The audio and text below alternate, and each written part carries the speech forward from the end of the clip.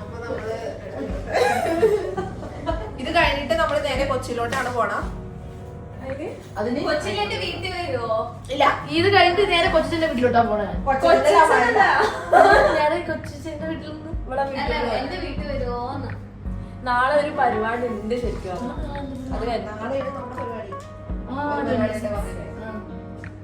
നാളെ സർപ്രൈസാ?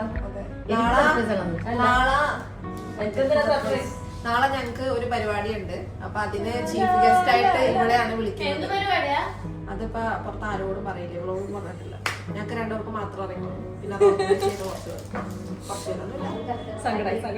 അത് കഴിഞ്ഞ് ഇന്നലെ 24-ാം തീയതി ഫുഡ് കഴിക്കില്ല, ഡയറ്റിലല്ലേ, അപ്പൊ ഫുഡ് വേണ്ട.